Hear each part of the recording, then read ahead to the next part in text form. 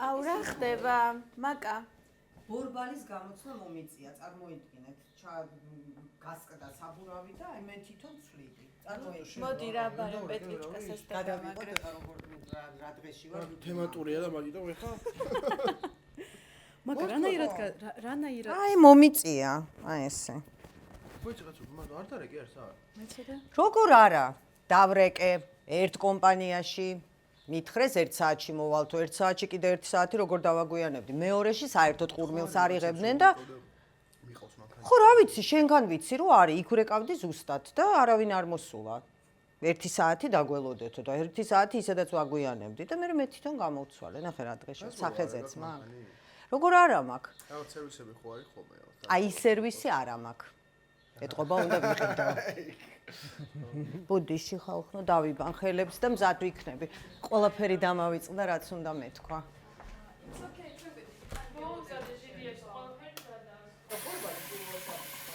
პირველად მაგრამ ვიცოდი როგორ უნდა გამომეცვალა და 1-40 წუთი კი დაჭირდა ამ საქმეს არა თან ვრეკავდი კომპანიებში ერთში დავრე 1 საათში ცოტა შეიძლება უფრო მეტი მოგიწიოთ ლოდინი მეორე ნომერზე ვრეკავ და საერთოდ არავინ არ იღებს და ისედაც მაგვიანდებოდა და ეხლა ამდენი ხანი ხო არ დაველოდებოდი არა თავარია სახეზე არ მოვისვა არა დამთხევა არ გინდა დამთხევა დღეს უნდა ვისაუბროთ ავტომობილებზე მანქანებზე და დღეს მაინც და მაინც გასკდა საბურავი და მომიწია ბორბლის საბურავის გამოცვლა მზად არის ხო უკვე აი ეხა შავი coffee roasters თუ მომასულიერებს ამ ამბების მერე მართლა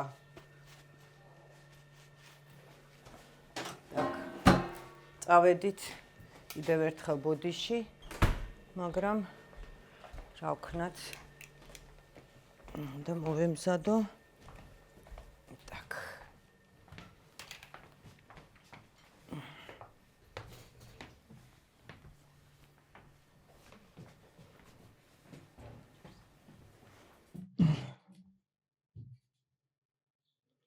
მოკლედ ბატონო რა ვიცი ყველაფრის გაკეთება რო უწევს ადამიანს ქალს განსაკუთრებით არ ვიცი უფრო თავდაჯერებულად გრძნობ თავს მაგრამ დამთხევაზე მე ძალიან მომწონს ეს რომ მაინც და მაინც დღეს როდესაც უნდა ვისაუბროთ ავტომობილებზე და ადამიანზე რომელსაც პირდაპირ შეხება აქვს ავტომობილებთან აი ესეთი საბურავი და ამბები შავი coffee roasters მადლობა თქვენ ესე იგი დავიწყოთ 1916 წელს ამერიკული გაზეთი Chicago Tribune-ის ფურცლებზე დაიბეჭდა სტატია სადაც ჩვენს დღევანდელ გმირს უმეცარი უწოდეს მასეც ძალიან არ მოეწონა და ამის გამო გაზეთს უჩივლა სასამართლო პროცესზე ადვოკატს გაზეთის ადვოკატს მისცეს უფლება რომ დაესვა რამდენიმე შეკითხვა მოსარჩლისთვის და ეს ძალიან მარტივი შეკითხვები იყო ამის სკოლის პროგრამიდან სამწუხაროდ ვერ უპასუხა ამ შეკითხვებს მაგრამ არ დაიბნა და განაცხადა კი ბატონო ვერ ვუპასუხე მე რა არ ვიცი ზუსტად რა გააკეთა ჯორჯ ვაშინგტონმა ჩვენი ქვეყნისთვის მე ჩვეულებრივი მექანიკოსი ვარ უმაღლესი განათლება არ მაქვს მიღებული მაგრამ ყველა ვინც დღეს მოვიდა სასამართლოში პრაქტიკულად ყველა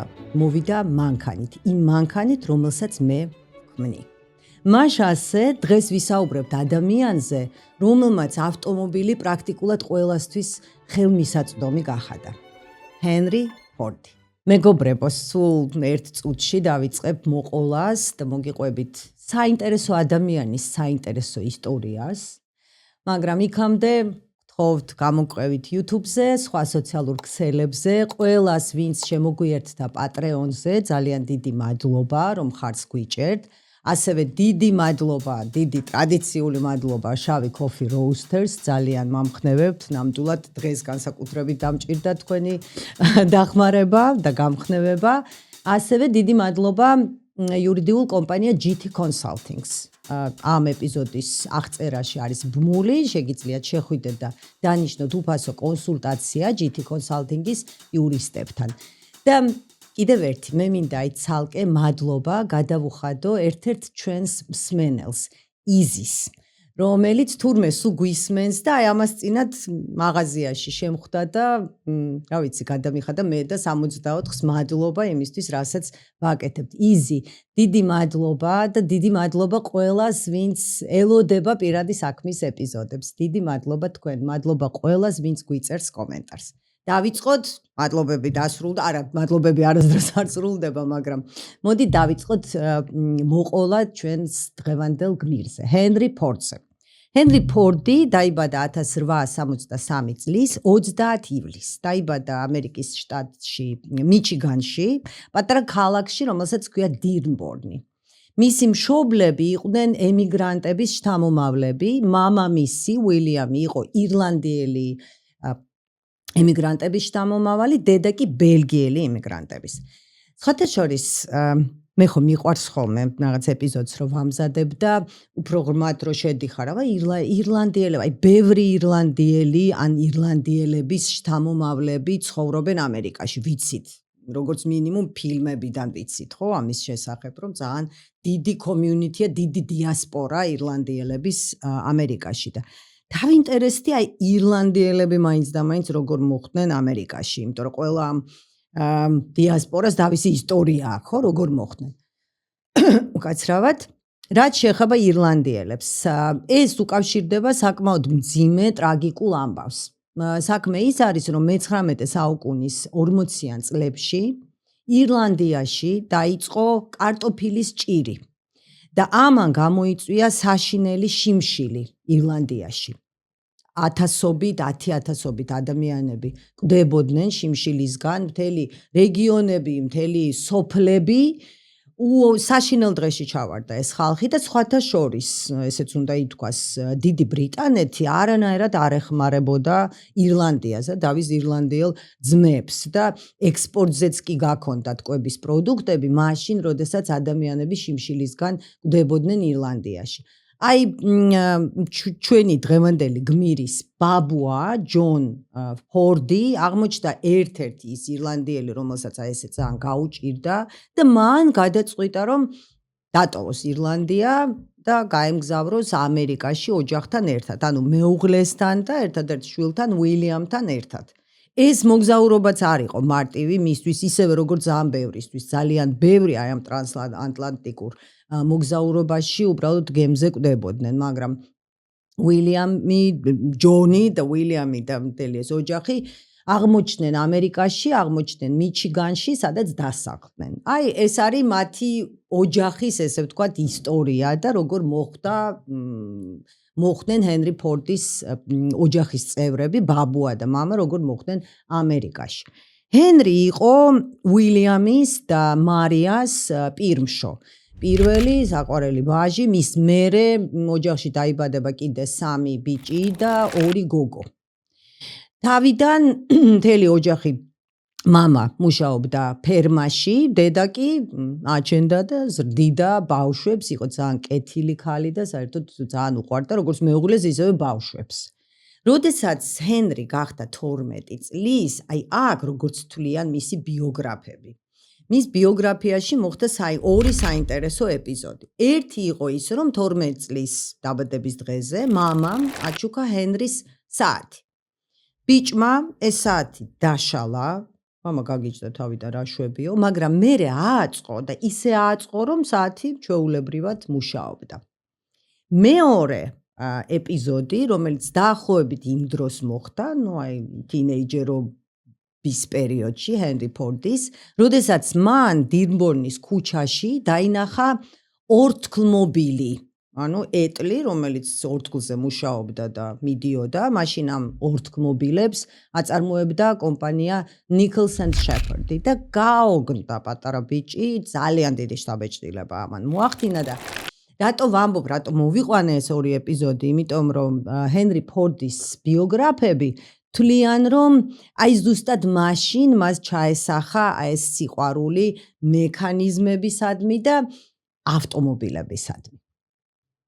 12 წლის ასაკში ჰენრი ფორდს საჩნელი უბედურება დაატყდა თავს, გარდაიცვალა დედა. დედა გადაყვა მშობიარობას მეექვსე შვილის, შემდეგ ეს გოგონა დაახლოებით 2 თვეში ასევე გარდაიცვლება და ეს ძალიან დიდი დარტყმა იყო ჰენრისთვის, ისევე როგორც მთელი ოჯახისთვის და ისიც უნდა ვთქვათ, რომ დედა ჰენრი ფორდისთვის იყო ქალის ეტალონი. ქალი, რომელიც უვლის ოჯახს, შვილებს, მეუღლეს და ამან გარკვეულწილად რაღაცა ჩამოუყალიბა ამ ადამიანს დამოკიდებულება ქალების მიმართ.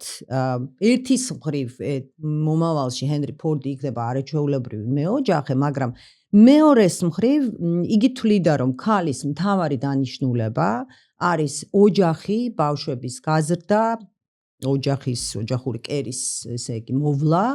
და ამიტომ მის კომპანიაში მერე უკვე როდესაც ჰენრი ფორდი გახდება ის ვინც გახდა, მაგნატი და ინოვატორი და გამომგონებელი, მის კომპანიაში ძალიან იშვიათად მიიღებენ ქალებს და თუ მიიღებენ და თუ ეს ახალგაზრდა ქალი შემდეგ ქორწინდებოდა, ეს იმას ნიშნავდა, რომ ეს ქალი უნდა წასულიყო სამსახურიდან. ძირითადად მის კომპანიაში მუშაობდნენ მამაკაცები.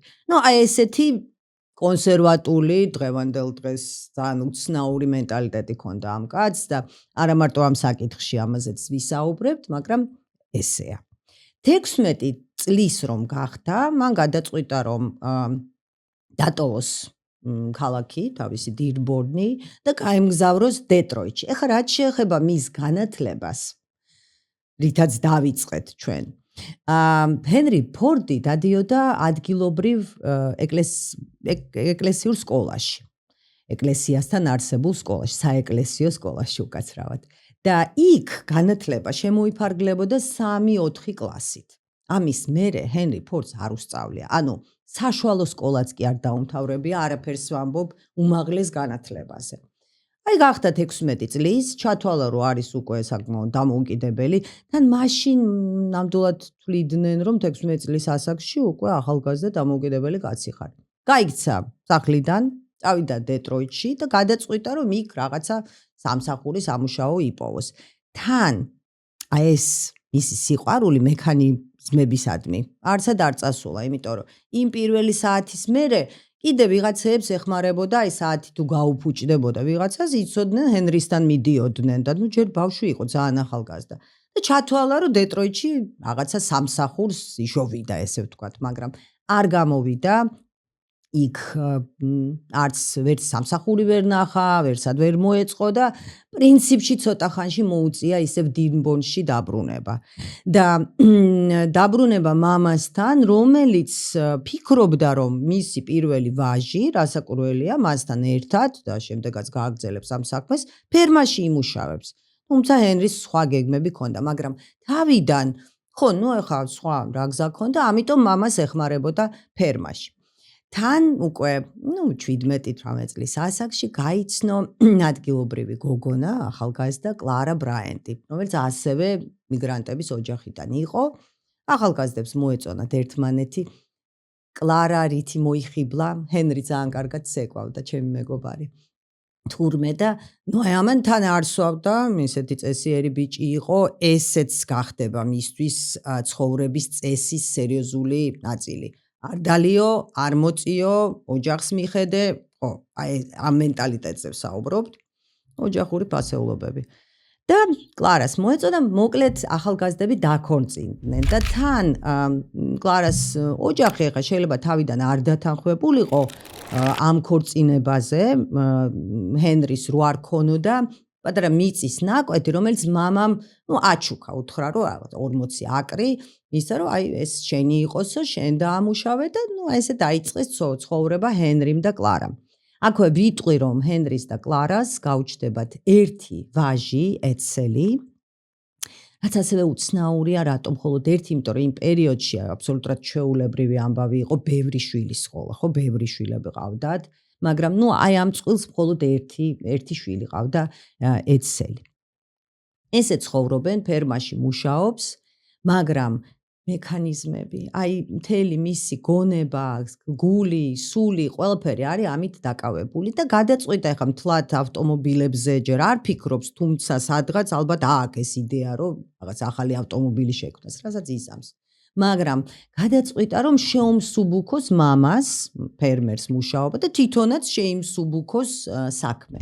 და ზუსტად ბევრი მცდელობის შემდეგ ჰენრი ფორდმა იმ პერიოდში შექმნა მარცვლეულობის საფქვავი ბენზინის ძრავით, რაც სერიოზული გამოგონება იყო, არ არსებობდა მსგავსი რამ, ამან ძალიან შეუმსუბუქა მამას და მას და შემდეგ კიდე ერთი გააკეთა უკვე მეზობლებისთვის გაყიდეს, ძალიან შეუმსუბუქა მათ შრომა.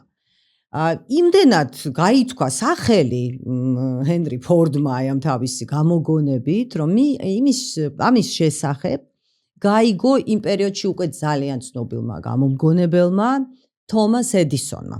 ყველამ ვიცით, თომას ედისონი, ნატურა, ელექტროენერგია მან შეიძლება არ შემოიტანა და მან არ შექმნა, ხო, მაგრამ ნატურები ნამდვილად მან შეიტანა ადამიანების სახლებში. ფონოგრაფი, ზოგადად თომას ედისონი იყო გამომგონებელი 1000-ზე მეტი პატენტი ჰქონდა სხვადასხვა გამოგონებაზე და თომას ედისონი დაინტერესდა ამ გამოგონებით, ამ საფქვავით და გამოისყიდა პატენტი ჰენრი ფორდისგან. მაგრამ ამით ამ ორი ადამიანის გამომგონებლის ურთიერთობა და მეგობრობაც ნამდვილად არ დასრულებულა. 1891 წელს თომას ედისონმა დაპატიჟა ჰენრი ფორდი თავის კომპანიაში. ამ კომპანიას ერქვა Edison Illuminating Company და იყო დაკავებული დეტროიტის განათებით და ამ სისტემის შექმნით. ჰენრიმ დაიწყო მუშაობა ამ კომპანიაში ჩვეულებრივ მექანიკოსად და მუშაობდა 8 წლის განმავლობაში, მაგრამ დღის განმავლობაში კი ასრულებდა თავის, სამუშაოს, რაც უნდა გაეკეთებინა სამსახურში, ძალიანაც კარგად, იმიტომ რომ 8 წლის თავზე 99-ში, როდესაც ჰენრი ფორდი დატოვებს ედისონის კომპანიას, იგი უკვე მთავარი ინჟინერი იქნება ამ კომპანიაში.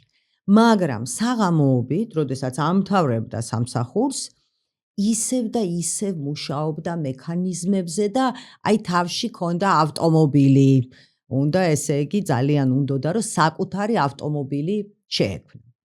ეს მაინც და მაინც არ მოწონდა არც თომას ედისონს და არც ამ კომპანიის სხვა ხელმძღვანელებს. მიუხედავად იმისა, რომ არასამუშაო დროს აკეთებდა ამას, მაგრამ ალბათ თვლიდნენ, რომ არასამუშაო დროსაც უნდა ესე იგი მეტი გააკეთოს კომპანიისთვის. ესე გადის წლები. ეს რაღაცეებს ქმნის, რაღაცეებს, არ ვიცი, ხატავს, თუ ხაზავს ესეც უცნაური რა თვალსაზრისით, რომ როგორც წერენ მისი ბიოგრაფები, აი ცხოვრების ბოლომდე ამის ნახას, რასაც ქვია, ვერც კითხულობდა.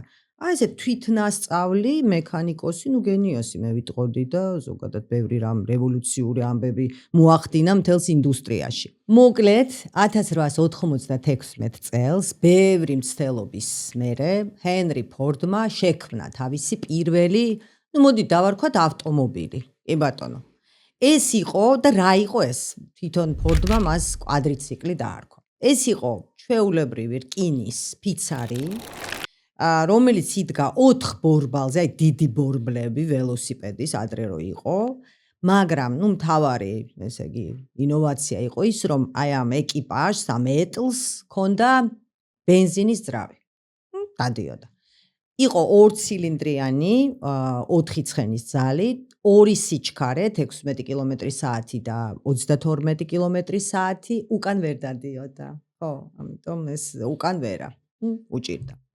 მოკლედ, აი ესეთი ამბავი და ეს არ მოწონს თომას ედისონს, იმიტომ რომ კიდევ ერთხელ, ეხლა ჩემთან მუშაობ Illuminating Company, რაღაცა Illuminating-ის ამბავში მოიფიქრე რაღაცები, რაღა მანქანებზე, მაგრამ ეხლა ჰენრი ფორდი არის გატაცებული ავტომობილებით.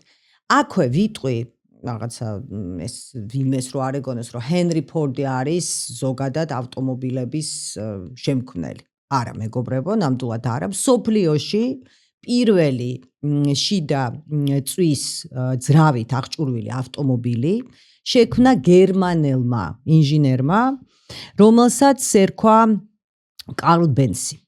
ამ მანქანას მან დაარქვა Benz patent Motorwagen. აი ეს არის პირველი მანქანა, ეს მოხდა 1885 წელს. და პარალელურად 85-ში, 86-ში ასევე ესე იგი ბენზინიანი ძრავით მანქანა შექმნა კიდე მეორე გერმანელმა ინჟინერმა Daimler-მა. მოკლედ ეს არის პირველი შიდა წვის ძრავით აღჭურვილი ავტომობილები ევროპაში, არა ამერიკაში, მაგრამ ამან ესე იგი ჰენრი ფორდმა შექმნა ეს თავისი პირველი მანქანა, პირველი ავტომობილი ბენზინის ძრავით, Ford კვადრაციკლი. როგორც გითხარით, თომას ედისონთან უკვე რაღაცა დაძაბულობაა და 99 წელს ჰენრი ფორდი მიხვდება, რომ არა, მეგობრებო, უნდა დავამთავრო აქ მუშაობა და უნდა მივხედო მთელი ცხოვრება მიუძღვნა იმას, რაც სინამდვილეში ყველაზე მეტად მაინტერესებს და მიყვარს. და ეს იქნება კომპანიები, რომლებიც შექმნიან ავტომობილებს. მაგრამ სანამ მივალთ იმ კომპანიამდე, რომელიც ნამდვილად გახდება წარმატებული, ფორდმა საკმაოდ გრძელი გზა გაიარა. რატომ? იმიტომ რომ ჯერ 1901-ში იგი გახდა თანადამფუძნებელი კომპანიის, რომელსაც ერქვა Detroit Automobile Company. ანუ სხვა დამფუძნებლებიც იყვნენ და რაც თავარია სხვა ინვესტორები, მაგრამ ძალიან ცოტა ხანში ეს კომპანია გაკოტრდა. სულ ამ კომპანიის ქარხანაში შექმნეს დაახლოებით 20 ავტომობილი, მაგრამ იყო ძვირი, რაც მთავარია, ინვესტორებს უნდათ ძალიან მალე თავისი ინვესტიციების, ფინანსების ამოღება ამ საქმიდან. ჰენრი ფორდი პირიქით ცდილობდა და სულ სწრაფა ქონდა პერფექციონიზმისადმი და უფრო ხვეწავდა ამ თავის ავტომობილებს, მოკლედ კომპანია გაკოტრდა. შემდეგი მცდელობა უკვე იქნება 1901-ში, როდესაც იგი გახდა ისევ და ისევ თანადამფუძნებელი კომპანიის, რომელსაც უკვე დაერქვა Henry Ford Company, რომელმაც ასევე ძალიან ცუდად დაამთავრა. ყოველ შემთხვევაში ჰენრი ფორდის ურთიერთობა ამ კომპანიასთან ცუდად დასრულდა, ისე ვერ შეთანხმდნენ ინვესტორები და ჰენრი ფორდი და კომპანია მთლად არ გაკოტრდა, ვიღაცა რამდენიმე ინვესტორი დარჩა. კომპანია გადარჩება და შემდეგ იმ კომპანიის ბაზაზე შეიქმნება სხვა კომპანია, რომელსაც დაარქმევენ Cadillac Automobile Company. ანუ ეს მეორე მცდელობა შექმნის კომპანიას, რომელიც წლების მერე გახდება ჰენრი ფორდის ერთ-ერთი მთავარი კონკურენტი. მერე კიდევ ერთი მცდელობა და ბოლოს ახლა მთელი გზა რო არ გავიაროთ, ლამის გავიარეთ უკვე მასთან ერთად, 1903 წელს ჰენრი ფორდმა ისევ დააფუძნა, თანადამფუძნებელი იყო ისევ კომპანიის, რომელსაც დაერქვა Ford Motor Company. ამ მომენტისთვის ფორდმა ეტყობა, როგორც ამბობენ, ჭკვაცის სწავლა, ინვესტორებთან უფრო რბილი გახდა, მიდიოდა გარკვეულ კომპრომისებზე, დათმობებზე და ყველაფერი დასრულდება იმით, რომ ზუსტად ეს კომპანია, Ford Motor Company, გაამართლებს, ეს კომპანია გახდება წარმატებული და გახდება მანქანათმშენებლობაში, გიგანტი მე ვიტყოდი, ხო? და ბევრი რევოლუციური რამე მოხდება ამ კომპანიაში. მაგრამ კიდევ ერთი რამაც ისეთი როგორი უცნაურიც არ უნდა იყოს, სერიოზული როლი ითამაშა ამ კომპანიის პირველად წარმატებაში, მოხდა 1904 წლის იანვარში, ანუ სულ დასაწყისში. იმ დღეს ნიუ ბალტიმორში, ქალაქში ნიუ ბალტიმორი, ტარდებოდა საავტომობილო რბოლები. საკმაოდ პოპულარული იყო ეს უცნაური დიდი მანქანები, ეჯიბრებოდნენ ერთმანეთს. აი ამ რბოლისთვის ჰენრი ფორდმა შექმნა მანქანა, რომელსაც დაარქვეს Ford 999. Ford 999. უნიკალურობა, ეს პრინციპში იყო სპორტული, შეიძლება ითქვას, მანქანა და უნიკალურობა მისი მდგომარეობდა იმაში, რომ მანქანა 1904 წელზეა მეგობრებო საუბარი, მანქანამ განავითარა სიჩქარე 150 კმ/სთ. წარმოიდგინეთ, ხო, მე-20 საუკუნის და სულ დასაწყისია. რა 150 გაუსწრო ყველას, გაოგნებული დარჩა ესე იგი ყველა და აი ეს ისეთი სენსაცია იყო. ისეთი ამბავი მოხდა ამის გამო, რომ ამ რბოლების შემდეგ უკვე ჰენრი ფორდთან და თავისი კომპანია აქვს, თანადამფუძნებელია ჯერ დადგა რიგი ინვესტორების და ყველას მოუნდა მასთან ურთიერთობა და თანამშრომლობა. და ამან განაპირობა ის, რომ უკვე 1905-ში ჰენრი ფორდმა გამოისყიდა საკონტროლო პაკეტი ამ კომპანიის და გახდა მთავარი დამფუძნებელი თავისი კომპანიის და შეიძლება ითქვას, მე გავა ბევრი წელი ნაწილი აქციების გაიყიდება ბირჟაზე Ford Motor კომპანიის, მაგრამ მაინც ეს კომპანია რჩება საოჯახო ბიზნესად, ფორდების საოჯახო ბიზნესად. დღემდე დირექტორთა საბჭოს თავმჯდომარე არის ფორდის უკვე შვილთაშვილი. იქამდე ბევრი დროა. ჯერჯერობით ჩვენ საუბრობთ იმაზე, როგორ დაიწყო მუშაობა ჰენრი ფორდმა უკვე თავის კომპანიაში, სადაც მეტნაკლებად კარგად მიდის საქმე. ინვესტორებიც ყავს და შეუძლია გააკეთოს ის, რაც აქვს ჩაფიქრებული. იმ წლებში ნამდვილად არსებობდა არაერთი კომპანია, რომელიც ასევე აწარმოებდა მანქანებს. ფორდი არ იყო ერთადერთი. მაგრამ ძირითადად მანქანებს ყიდულობდნენ შეძლებული ადამიანები, იმიტომ რომ ეს ფუფუნების საგანი იყო ძალიან ძვირი და ბევრი მინუსი ჰქონდა, არასანდო ექსპლუატაციაში, რთული ექსპლუატაციაში და რაც მთავარია ძალიან ძვირი. ანუ რაღაცა მხოლოდ საზოგადოების პატარა ნაწილს ჰქონდა იმის საშუალება, რომ ეყიდა ავტომობილი. და ის რის გამოც ჰენრი ფორდი შევიდა ისტორიაში, არის არაუბრალოდ მანქანების შექმნა და ბევრს შექმნის თავის ცხოვრებაში ჰენრი ფორდი, არამედ ის რევოლუციური მიდგომა, რომელიც თავიდან და ეს მე გაგრძელდება სულ მდგომარეობდა იმაში, რომ მას სურდა ავტომობილი გაეხადა ხელმისაწვდომი ყველასთვის, რომ ჩვეულებრივ ფერმერებს, მისი ქართლის, მისი კომპანიის თანამშრომლებს, მუშებსაც ქონოდათ საშუალება, რომ ეყიდათ მანქანა. და გარდა ამისა, რომ მანქანა ყოფილიყო მარტივი ექსპლუატაციაში, სანდო და იაფი. ესე გადის წლები და 1908 წელს, როგორც იქნა ჰენრი ფორდი, ბევრი მცდელობა, სულ რაღაცას ქმნის, სულ რაღაცას ხვეწავს, დეტალებს ცვლის და 1908 წელს, როგორც იქნა, გამოვიდა მოდელი, რომელსაც დაარქვეს Model T. ეხლა რატომ T? იმიტომ რომ იქამდე იყო Model A, Model B, Model C, ხო მეგობრებო, ამბანის ასოების მიხედვით ქმნიდნენ მოდელებს ფორდის ქარხანაში. T არის ინგლისური ამბანის მე-20 ასო. ანუ გამოდის რომ ზუსტად ვერ დავდებ თავს, მაგრამ 20 მცდელობა ჰქონდა იქამდე, სანამ ამ მოდელმა, T მოდელმა არ გაამართლა. გაამართლა კი არა, შემდეგი 20 წლის განმავლობაში Ford მოდელი T, რომელსაც ხალხში დაარქმევენ თუნუქის ლიზის. რატომ?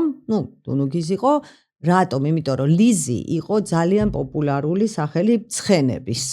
და ამიტომ ეს ხალხმა ესე დაარქვეს თუნუქის ლიზი. და 27 წლამდე თუნუქის ლიზი იქნება ალბათ ყველაზე პოპულარული მოდელი ამერიკულ ბაზარზე. და შემდეგ არა მარტო ამერიკულზე, იმიტომ რომ სხვა ქვეყნებშიც გაყიდის ფორდი თავის Model T-ს. ეს იყო მარტივი ექსპლუატაციაში ავტომობილი, ესე იგი საჭე გადაიტანა, რული მინდა და მე თქვა ბოდიში, მარცხნივ, იყო ბენზინის ძრავით, ბუნებრივია, იყო რაც მთავარია, იყო შავი ფერის. რატო არის ეს მთავარი? იმიტომ რომ ალბათ ყველაზე ცნობილი ფრაზა, რომელსაც კი არ მიაწერა ნამდვილად თქვა თავის დროზე ჰენრი ფორდმა, არის ის, რომ მყიდველს შეუძლია აირჩიოს ნებისმიერი ფერი ავტომობილის, თუ ეს ფერი არის შავი. ამიტომ მოდელი T იყო მხოლოდ შავი ფერის და ზოგადად ძალიან დიდი ხნის განმავლობაში ფორდის ქარხნებში მხოლოდ შავი ფერის ავტომობილებს აწარმოებდნენ. რატომ? ამაში იყო ჩვეულებრივი პრაგმატიზმი, შავი საღებავი ბევრად უფრო სწრაფად შრება, ვიდრე ნებისმიერი სხვა. და იქედან გამომდინარე, რომ ფორდი სულ ცდილობდა გაემარტივებინა ეს პროცესი მანქანა ავტომობილების შექმნის, იმიტომაც აირჩია შავი ფერი. აი აქ ჩვენ მივედით კიდე ერთ-ერთ მთავარ ამბამდე, რომელიც უკავშირდება Ford-ის მიდგომას იმასთან თუ როგორ უნდა გააკეთოს, როგორ უნდა შექმნან, როგორ უნდა ააშენონ მანქანები მის ქარხნებში. და აი ამაშიც მდგომარეობდა დიდი ინოვაცია და Ford-ის ნოვატორობა. მთელი პროცესი. ჯერ ეს ერთი ვიტყვი იმას, რომ Ford-მა გამოიყენა თავის ქარხნებში კონვეერის პრინციპი და კონვეერი. ჰენრი ფორდი არ არის კონვეერის ავტორი. არა, იქამდეც არსებობდა სხვადასხვა საწარმოში ქარხანაში კონვეერს ნამდვილად იყენებდნენ, მაგრამ ის თუ როგორ გამოიყენა კონვეერი ჰენრი ფორდმა, ეს საერთოდ სხვა მიდგომა იყო. ჯერ ეს ერთი კონვეერი ხო გამოიყენა, აწია კონვეერი ადამიანის მუშის წელამდე, რომ მუშა არ მდგარიყო უხერხულ და არაკომფორტულ პოზაში. ამაზეც ბევრ რამეზე ფიქრობდა, აი, ამაშიც გახსოვს Walt Disney-ზეც საუბრობდით, როგორც ადამიანზე, რომელიც ვიზიონერი იყო, ხო? აი, დღევანდელი ჩვენი გმირიც ვიზიონერი იყო, ის უბრალოდ მანქანა მინდა არა, ბევრ დეტალზე ფიქრობდა. გარდა ამისა, მან გადაწყვიტა, რომ ერთი ადამიანი, ერთი მუშა უნდა ასრულებდეს მხოლოდ ერთ ოპერაციას. და ამიტომ, რაღაც მუშების ნაწილი აკეთებდა მხოლოდ ამას, მეორე ჯგუფი ამას. ერთი და იგივე მოძრაობა, რომელსაც ბუნებრივია დროთა განმავლობაში ეს მოძრაობა იხვეწება, აი მექანიკაში გადადის და ამას ადამიანი აკეთებს ბევრად უფრო დახვეწილად და ბევრად სწრაფად. ამისკენაც ესე იგი, ესეც უნდოდა Ford-ს, რომ სწრაფად აეწყოთ ეს მანქანები. კიდევ ერთი ინოვაცია მან მოიგონა უფრო სწორედ ამწეები, კაუჭები, აი ეს სატრანსპორტო სისტემები, რომელიც დამაგრდა კონვეერის თავზე, რომლითაც აი ამ საამქროებში გადაქონდათ მძიმე რაღაცა კონსტრუქციები. ადრე თვითონ მუშებს უწევდათ ამ კონსტრუქციების გადატანა, ხო და აი კაცმა რაღაცა გამოიყენა ეს კონსტრუქციები უკვე თავის ქარხნებში.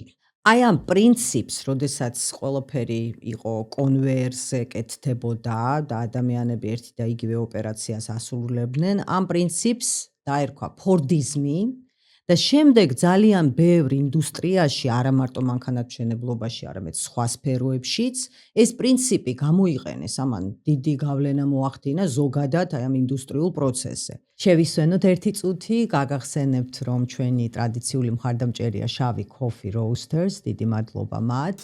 თუ გნებავთ კონსულტაცია იურისტებთან, ამ ეპიზოდის აღწერაში არის ბმული GT Consulting-ის კომპანია და მათ იურისტებთან შეგიძლიათ დანიშნოთ უფასო კონსულტაცია და ზოგადად ისევ და ისევ გეტყვით, რომ თხოვთ გამოკვეთ YouTube-ზე, სხვა სოციალურ ქსელებზე და დაგვიჭიროთ მხარი. განსაკუთრებული მადლობა ჩვენს პატრეონელებს, ადამიანებს, რომლებიც მხარს გვიჭერენ. შემოგვიერთდით Patreon-ზე. ჩვენთვის დამოუკიდებელი მედია პლატფორმისთვის ეს არის უაღრესად მნიშვნელოვანი.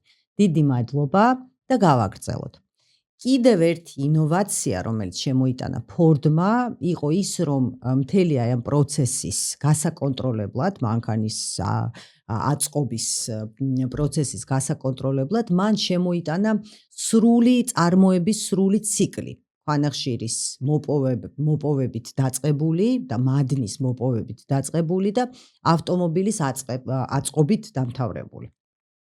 იმ დროისთვის და 1910-ში Ford-მა გახსნა ახალი დიდი ძალიან კარგად აღჭურვილი ქარხანა და იმ პერიოდისთვის 10-ში, 12-ში, 13-ში უკვე კომპანიას ჰქონდა თავისი გემები, Model T-ს ყიდნენ არა მარტო ამერიკის შეერთებულ შტატებში, არამედ სხვა ქვეყნებში და აი ამ გემებით ხდებოდა ტრანსპორტირება ავტომობილების საზღვარგარეთ. ანუ სრული ციკლი, პირველი, არ ვიცი, ჭანჭიკიდან და ბოლო, ესე იგი, ბოლო ავტომობილის დასრულებული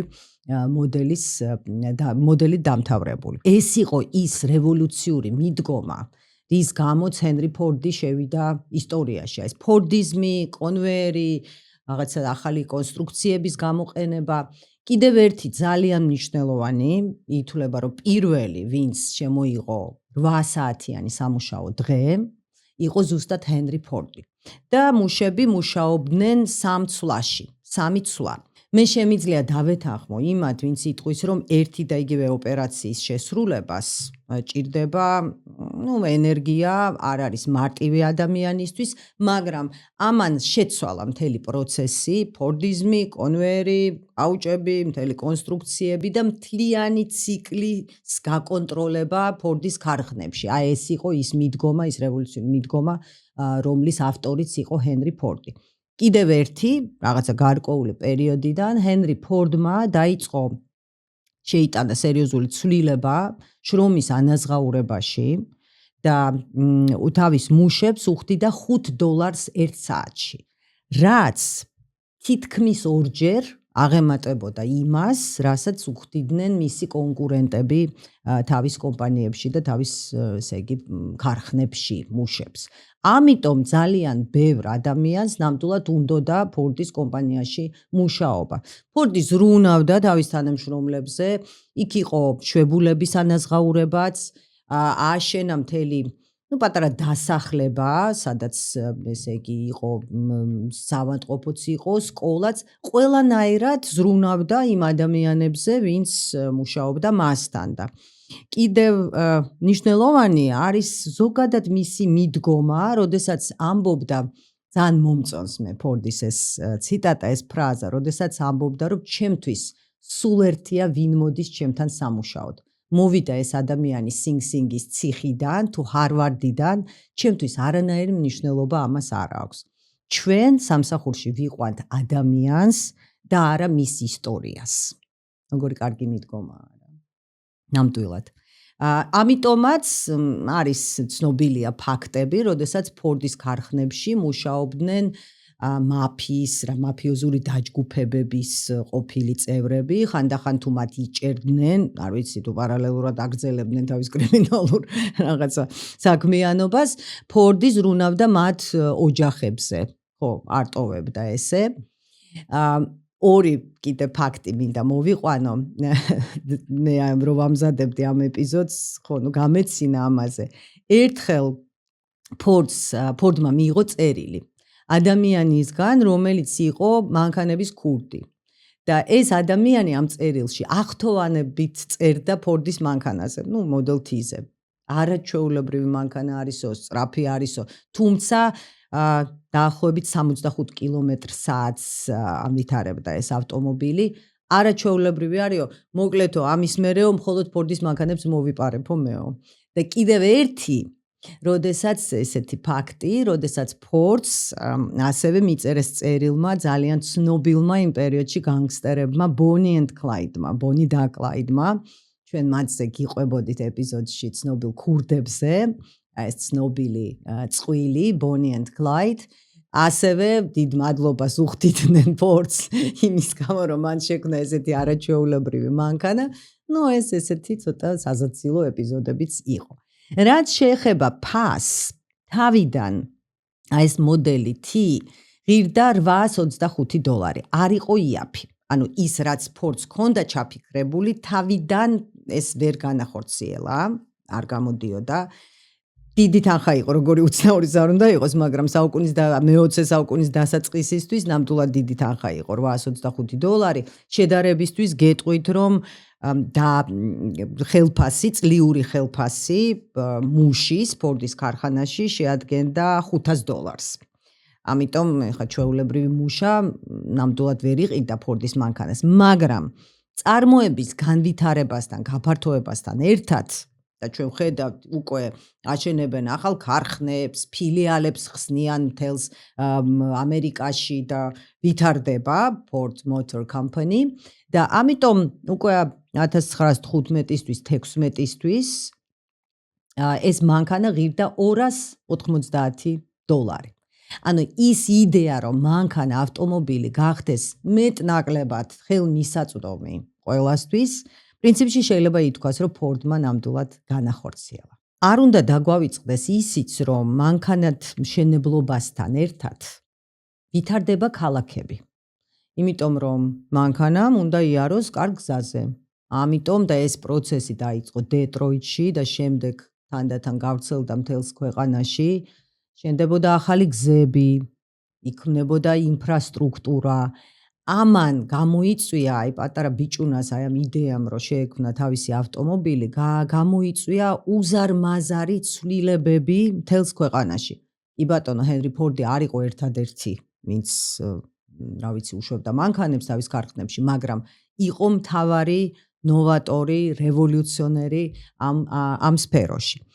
1914-ში იწყება პირველი მსოფლიო ომი, რასაკვირველია ეს იყო დარტყმა მისთვის, რადგან მოთხოვნა ავტომობილებზე დაეცა ევროპაშიც და ამერიკაშიც, მაგრამ თავიდან, ჯერ ეს ერთი თავიდან 14-ში ამერიკა არ იყო ჩაბმული ამ ომში, მხოლოდ 17 წელს გაზაფხულზე ამერიკის შეერთებული შტატები შეუერთებიან ანტანტას და ანტანტას მხარეს იბრძოლებენ ამერიკელი ჯარისკაცები, მაგრამ აქვე ვიტყვი, რომ ჰენრი ფორდი იყო პაციფისტი. და მან სხვა პაციფისტებთან ერთად გადაწყვიტა, რომ ჩასულიყო 14-ში თუ 15-ში ჩასულიყო ევროპაში და იქ მართავდა შეხვედრებს ვიღაც პოლიტიკოსებთან, რათა დაერწმუნებინა ისინი, რომ დასრულებულიყო ომი. ცოტა დაცინეს მაშინ ფორდს, ევროპულ პრესაში იწერებოდა ცოტა ესეთი ირონიული სტატიები, ესეთ მაგნატზე და ესე იგი ბიზნესმენზე, ჰენრი ფორდზე, ამიტომ ჰენრი ფორდს მოუწია დაბრუნება ამერიკაში. ამიტომ უკვე 1917 წლის შემდეგ ფორდის ქარხნებში ასრულებდნენ ესე ვთქვათ სახელმწიფო დაკვეთებს, შეკვეთებს და მუშაობდნენ ძირითადად სამხედრო კომპლექსზე და ემსახურებოდნენ ამერიკულ ჯარს. აი აქ ჩვენ მივედით თემამდე, ისეთი მძიმე თემაა ფორდის, რაც ეხება ფორდის ხასიათს და მას როგორც ადამიანს და ეს არის ფორდი და ანტისემიტიზმი. კი ბატონო, ფორდი იყო ანტისემიტი. უფრო მეტიც 1919 წელს, უკვე პირველი მსოფლიო ომის დამთავრების შემდეგ, მან შეიძინა გაზეთი, რომელსაც უშვებდნენ მის მშობლიურ ქალაქში, დინბორნში, რომელსაც ერქვა The Dearborn Independent, დამოუკიდებელი დინბორნი. აი ამ გაზეთში ფორდი, რომელიც არც მალავდა თავის ანტისემიტურ შეხედულებებს, იქ იწერებოდა ძირითადად ამ გაზეთში წერდნენ ანტისემიტურ სტატიებს. ასევე იწერებოდა სტატიები, რომელიც ეხებოდა სხვადასხვა კონსპიროლოგიურ თეორიას.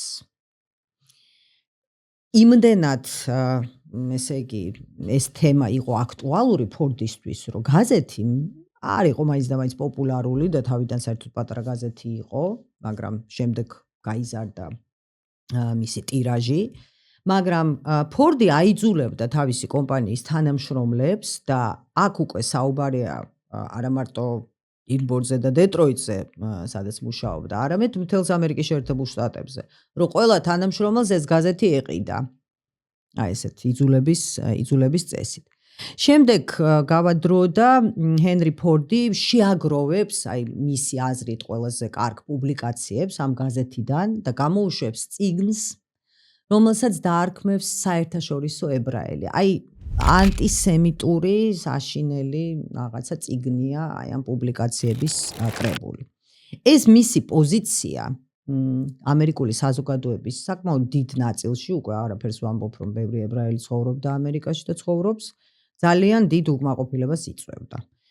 ამიტომ მას ხშირად უჩიოდნენ სასამართლოში და ერთ-ერთი ყველაზე აქტიური ამ პროცესში იყო ესეთი ჟურნალისტი და იურისტი არონ შაპირო, რომელიც უჩიოდა ფორდს.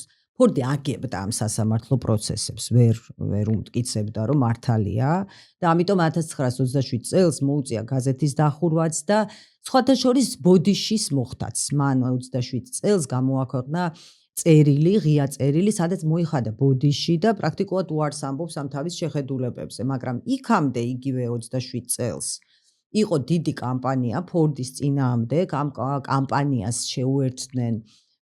შეუერთდა სამი ყოფილი პრეზიდენტი, სახელმწიფო მდივნებიც იყვნენ, კარდინალიც იყო და სხვა საკმაოდ გამოჩენილი პოლიტიკური და საზოგადო მოღვაწეები, რომლებიც აკრიტიკებდნენ ჰენრი ფორდს, აი მისი ესეთი ანტისემიტური პოზიციის გამო და ამის შედეგად ესე იგი ფორდმა ბოლოს არ ვიცი გადახედა თუ მიხვდა უბრალოდ როგორი არასწორი პოზიცია აქვს და საზიანოა მისთვის შეიძლება და 27 წელს გაზეთიც დახურა და ეს წერილიც გამოაქვეყნა, მაგრამ ამასობაში ძალიან დიდი ახთოვანება ფორდით გამოხატა პოლიტიკოსმა ევროპაში, რომელიც იწყებდა თავის პოლიტიკურ კარიერას და მოღვაწეობას და ეს იყო ადოლფ ჰიტლერი.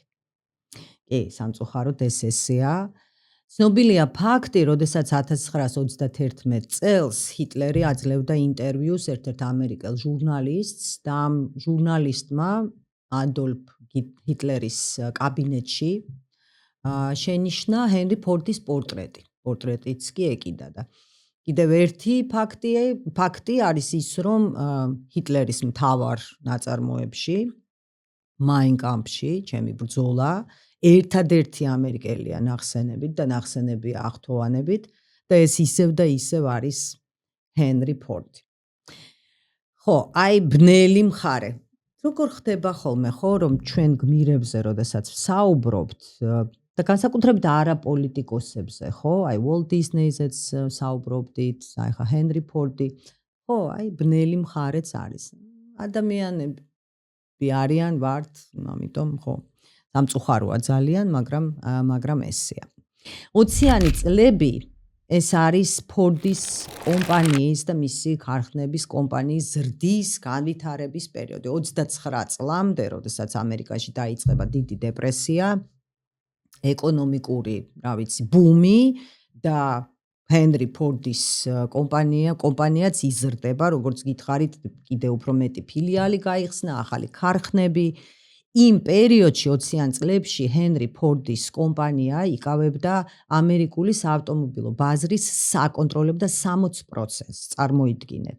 წელიწადში უშვებდნენ, აი მაგალითად 1923 წელს, წელიწადში უშვებდნენ 2 მილიონ მანქანას, 2 მილიონ Model T-ს. უბრალოდ რომ გვესმოდეს რაზე არის, რა მასშტაბებზეა საუბარი და ესე გაგრძელდება რამდენიმე წლის განმავლობაში. მაშინ ამერიკის შეერთებული შტატების მოსახლეობა, აი 20 წელს, შეადგენდა 106 მილიონ ადამიანს. 30-ში მოსახლეობა გაიზრდება 123 მილიონ ადამიანამდე, მაგრამ წელიწადში 2 მილიონ მანქანას რო უშვებდნენ, ესე იგი მოთხოვნაც იყო მანქანებზე და მერე შემდეგ კიდე გაიზრდება ეს ციფრი. კი, აი ესეთი გიგანტია, საავტომობილო გიგანტი გახდა ჰენრი ფორდი. მოდელი T შეიძლება ითქვას, რომ გახდა ამერიკის სიმბოლო. აი ეს თუნუქის ლიზი გახდა ამერიკის სიმბოლო. საიმედო, ხელმისაწვდომი და რასაკვირველია შავი. საინტერესო არის ის, რომ ადოლფ ჰიტლერი კი იყო, ესე იგი, დიდი თაყვანისმცემელი ჰენრი ფორდის, ალბათ პირველ რიგში მისი ანტისემიტური შეხედულებების გამო, ესე ვიტყოდი, მაგრამ საინტერესო არის ის, რომ ჰენრი ფორდი თანამშრომლობდა საბჭოთა კავშირთანაც. 20-იან წლებში ჰენრი ფორდის სპეციალისტები ჩადიოდნენ საბჭოთა კავშირში, იქ პირველ რიგში დაეხმარნენ ტრაქტორების შექმნაში, აწყობაში და შემდეგაც, უკვე შემდეგ სხვა მოდელებსაც რო გამოუშვებს, ერთ-ერთი ესეთი მოდელი გახდება, აი საბჭოთა კავშირში უშვებდნენ ესეთ მანქანას, რომელსაც ერქვა პაბედა. გამარჯვება, მაგრამ პაბედა, ძველი თაობის ხალხი, ესე იგი გამიგებს რა მოდელზე ვსაუბრობ, აი ფორდის ის მოდელი, ერთ-ერთი მოდელი გახდა პაბედას, ესე ვთქვათ, პროტოტიპი. შეიძლება ისიც ითქვას, რომ ამ თანამშრომლობის გარდა მთელი მსოფლიო სწავლობდა ჰენრი ფორდისგან. აი ეს პროცესი, რომელიც მან დანერგა საკუთარ კომპანიაში, ქარხნებში, ხო, ეს გახდა მაგალითი ძალიან ბევრი ინდუსტრიისთვის, არა მარტო ამერიკაში, არამედ საზღვარგარეთაც. მაგრამ ფორდი არ იქნებოდა მარტო მანქანები რო აინტერესებდეს. ამიტომ იმ პერიოდში, დაახლოებით 23-ში, 24-ში ჰენრი ფორდი დაინტერესდა ავიაციით. 24 წელს მან შეიძინა კომპანია William Stout-ისგან, შეიძინა კომპანია, რომელსაც ერქვა Stout Metal Airplane Company. ჰენრი ფორდს ჰქონდა იდეა, რომ როგორც უნდოდა და პრინციპში განახორციელა და ავტომობილი გახადა ხელმისაწვდომი ძალიან ბევრი ადამიანისთვის ამერიკაში, აი ავიაციაც ესეთი ხელმისაწვდომი გახდეს, მაგრამ აქ შეიძლება ითქვას, რომ ჰენრი ფორდმა გაუსწრო თავის დროს. ტექნოლოგიები არ იყო ესე ამ დონეზე განვითარებული, ამიტომ ჰენრი ფორდს ეს არ გამოუვიდა. კომერციული ავიაცია მსოფლიოში განსაკუთრებით განვითარდება მეორე მსოფლიო ომის შემდეგ, რადგან მეორე მსოფლიო ომის დროს იქნებოდა ბევრი სამხედრო თვითმფრინავი და როდესაც ომი დასრულდება, შემდეგ უკვე განვითარდება კომერციული ავიაცია, მაგრამ ამ დროს უკვე ჰენრი ფორდი არ იქნება ცოცხალი. კიდევ ერთი ამბავი, რომელიც აუცილებლად უნდა მოგიყვეთ, საინტერესო ისტორიებს ვყვები ხოლმე. ესე მგონია მე ყოველ შემთხვევაში ჩვენს გვირებზე. ეს არის ფორდი და მისი ფორდლანდია. ეს არ გავს ფორდლანდიას. ეს ცოტა სხვანაირად გამოიყურება, ეხლა მიხვდებით რატომ, მაგრამ აუცილებლად მოგიყვებით. მოკლედ, 20-იანი წლებია, ვითარდება ჯერ ერთი ეკონომიკური ბუმი, ვითარდება მანქანათმშენებლობა, ავტომობილები, ყველაფერი კარგად მიდის, მაგრამ ამასთანავე იზრდება როგორც ავტომობილებზე მოთხოვნა და იზრდება მოთხოვნა საბურავებზე. და საბურავებისთვის რა არის საჭირო? რეზინი, ანუ კაუჩუკი. და მსოფლიო ბაზარზე ფასი კაუჩუკის ძალიან გაიზარდა. აი ზუსტად მაშინ ჰენრი ფორდს გაუჩნდა ესეთი საინტერესო იდეა. კაუჩუკის ხეები, ბევრ სხვა ადგილთან ერთად იზრდება ბრაზილიის ჯუნგლებში. ამიტომ ჰენრი ფორდმა გადაწყვიტა, რომ ბრაზილიის ჯუნგლებში ააშენოს ქალაქი, სადაც დასახლდებიან მისი თანამშრომლები, მუშები, ბრაზილიებს აიყვანს სამუშაოდ. და იქ ესე იგი მოიპოვებენ იაფასიან კაუჩუკს და ესე მოაგვარებს ამ პრობლემას. თავიდან შეხვდა ბრაზილიის მაშინდელი მთავრობის წარმომადგენლებს, ბრაზილიის მთავრობა ამაზე თანხმდება, მისცემენ მიწის დიდ კონცესიებს, რაღაცა კარგი პირობები და დიდი გუნდი ფორდის თანამშრომლების გაემგზავრება ბრაზილიის ჯუნგლებში. მუშებად იმუშავებენ ბრაზილიელები. ჯუნგლები, ნაძვები არ იყო იქ, ჯუნგლები, სხვა ლანდშაფტია, მაგრამ მაინც. და აი ამ ქალაქს, მე ვიტყოდი უტოპიურ ქალაქს, ფორდმა დაარქვა ფორდლანდია. დაიწყება მუშაობა და ეგრევე დაიწყება პირველი სერიოზული პრობლემები. ჯერ ეს ერთი იმ ამერიკელი სპეციალისტებისთვის, რომლებიც ჩავიდნენ ბრაზილიის ჯუნგლებში, ძალიან დიდი გამოწვევა, უკვე მე რამდენად ამერიკელებისთვის იყო კლიმატი. ჰავა, სიცხე, ტენიანობა, მალარია, ესე იგი, ავად ხდებოდნენ. და მეორე, ეს იქნება უკვე ჰენრი ფორდის, ეს მორალური კოდექსი, ფორდი, რომელიც უგრძალავს თავის თანამშრომლებს სმას და მოწევასაც. ანუ თავის დროზე, იცით როგორი წესი იყო, რომ ის, ვინც სამუშაო დროს მასზე და სიგარეტის მოწევაზე, საერთოდ თამბაქოს მოწევაზე არ იყო საუბარი, მაგრამ არა სამუშაო დროსაც და მას ყავდა დაქირავებული სპეციალური ხალხი, რომლებიც ამას აკვირდებოდნენ, თუ თანამშრომელი არა სამუშაო დროსაც არ ეწეოდა და არ სვავდა, რაღაცა პრემიას აძლევდნენ. ეხლა ეს პრინციპი არსმა და არ მოწევა, მან გადაწყვიტა, რომ გადაიტანოს, ესე იგი, უტოპიურ ფორდლანდიაში, მაგრამ იქ მუშები იყვნენ ძირითადად ბრაზილიელები. ხო, ეს გახდა ძალიან სერიოზული ამბავი მათთვის, კარგი, ახლა რას ქვია, არც დავლიოთ, არც მოვწიოთ, ამ ჯუნგლებში მუშაობთ, შეხავთ ამ ხეებს. ამიტომ იქ უკვე 30 წელს პირველი გაფიცვა იყო, საბოტაჟი, რაღაცა მომენტში 31-ში მე მგონი ბრაზილიის მთავრობას მოუწია ჯარის გაგზავნა, რომ რაღაცა ჩაეხშოთ ეს საბოტაჟი ფორდლანდიაში და კიდევ ერთი ისეთი ობიექტური მიზეზი იყო ის, რომ 29-ში დაიწყო დიდი დეპრესია და ბუნებრივია, რომ ძალიან დაეცა მოთხოვნა ავტომობილებზე. ამიტომ ეს ფორდლანდია დარჩა უტოპიურ ქალაქად. რაღაცა ნაწილი იქ კი აშენდა, მაგრამ ის რაც მას ჰქონდა ჩაფიქრებული, რომ აი ჯუნგლებში ესეთ ქალაქი აეშენებინა, იმიტომ რომ იქ უნდოდა მთელი ინფრასტრუქტურა, სკოლა, საავადმყოფო, საბავშვო ბაღი, ყველაფერი ესე იყო ჩაფიქრებული, უბრალოდ პატარა ქოხები კი არა. ხო, 34 წლისთვის უკვე ამ პროექტზე არავინ აღარ საუბრობდა, იმიტომ რომ პორტლანდია ესე დასრულდა, happy end-ი არ ქონდა პორტლანდიას. 30-იან წლებში უკვე, საკმაოდ გაიზარდა ჰენრი ფორდის ერთადერთი ვაჟი, ედსელი. და ამ შემთხვევაში ედსელსაც არანაირი სხვა, არ ვიცი, ინტერესი არ ქონდა, ამიტომ მან გადაწყვიტა, რომ გააგრძელოს მამის საქმე. ჰენრისაც ეს ძალიან მოწონდა, მაგრამ იქ გაჩნდა პრობლემები, სხვადასხვა თაობა. ჯერ ეს ერთი უკვე იზრდებოდა კონკურენცია. ჰენრი ფორდი აღარ იყო ერთადერთი, ვინც აკეთებდა პოპულარულ მანქანებს, პოპულარულ მოდელს, Model T-ს.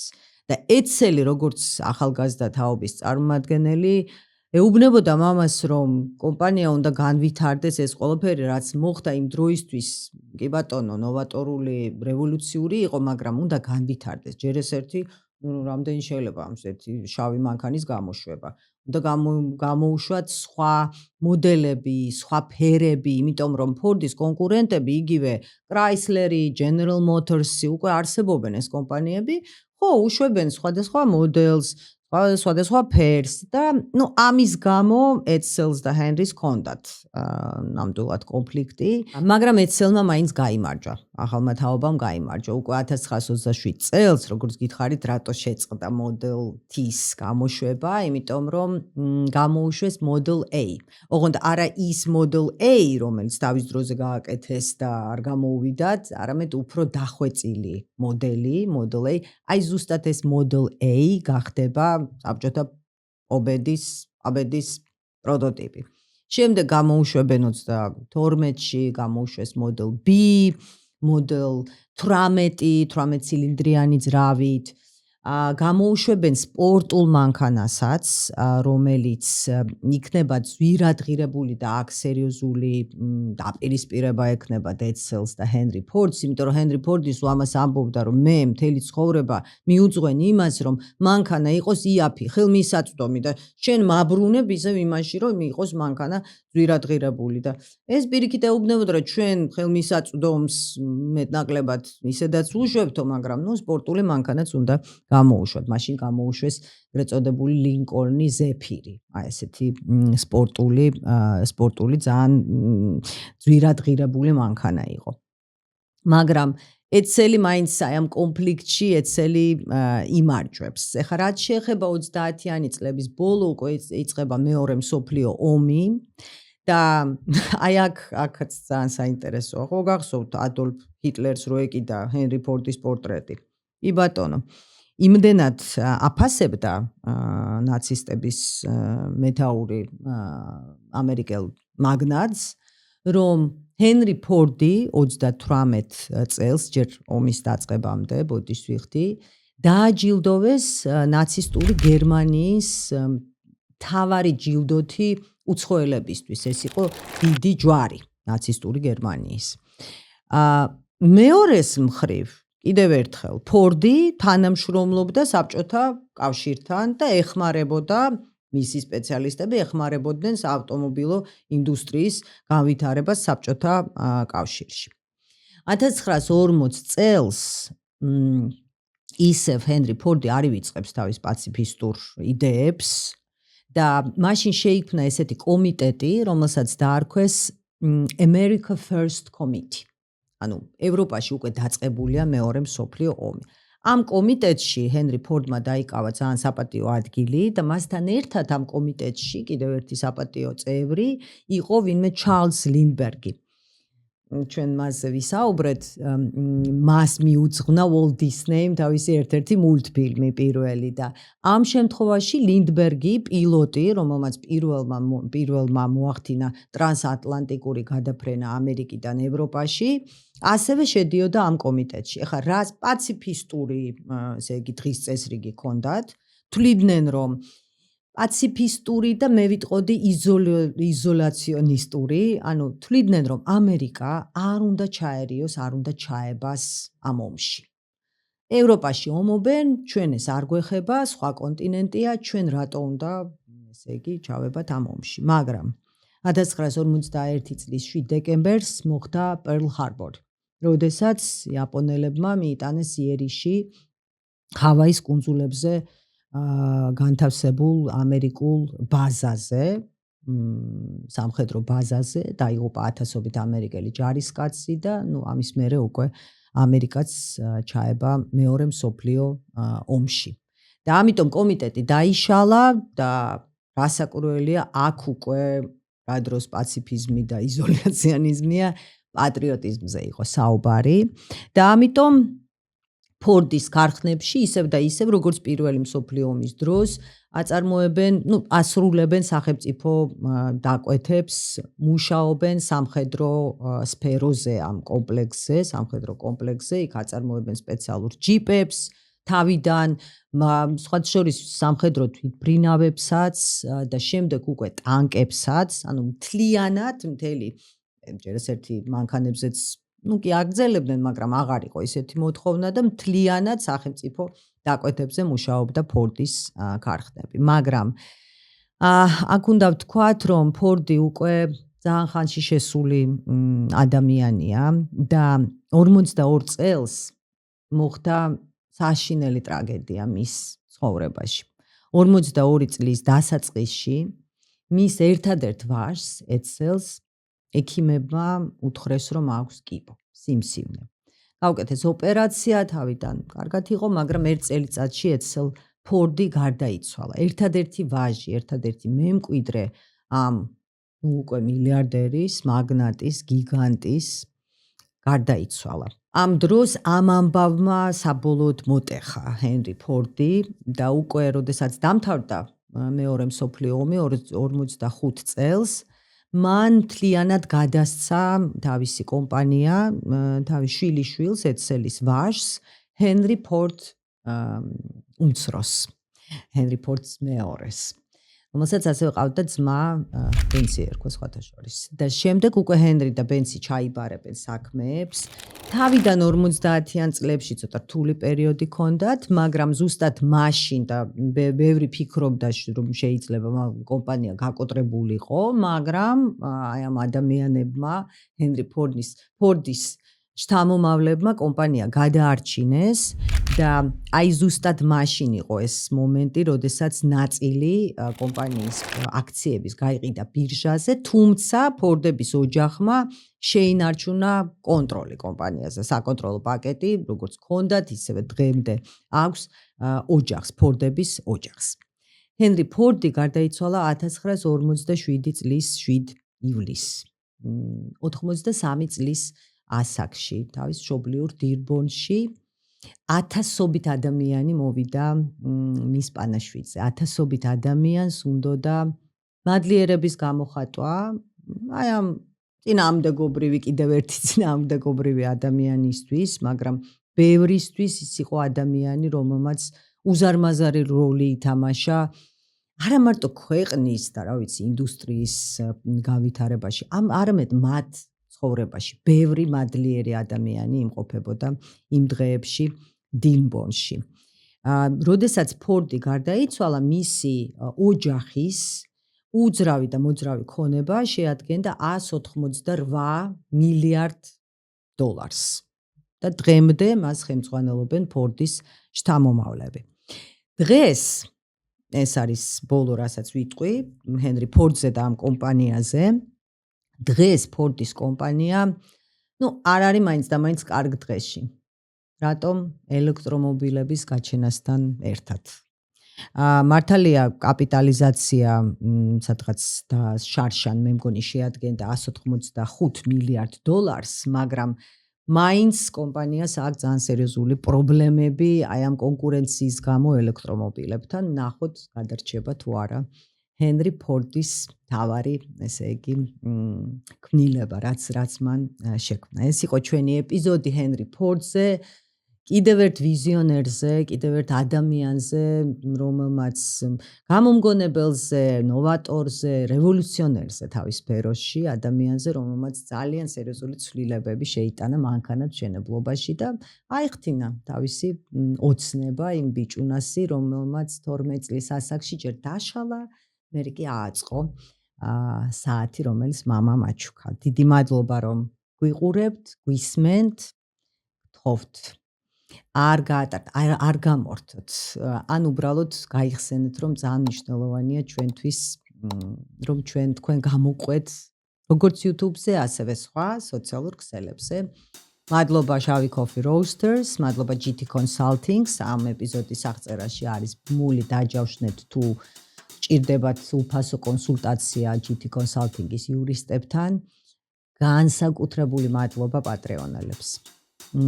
ვერ წარმოიდგენთ როგორ გვიხარია რომ ჩვენთან ხართ, გვეხმარებით, ჩვენი პატრეონელები ხართ თქვენ. დიდი მადლობა და კიდევ ერთხელ იზი. დიდი მადლობა. ვერ გადმოგცემთ როგორი სასიამოვნოა ესე ქუჩაში რომ მოდის ადამიანი და ამბობს ესეთ ფრაზა თქვა არ გაჩერდეთ. ძალიან ვეცდებით რომ არ გავჩერდეთ და ამაში ჩვენ გვჭირდება თქვენი დახმარება და ხარში დგომა. მადლობა და მომავალ შეხვედრამდე.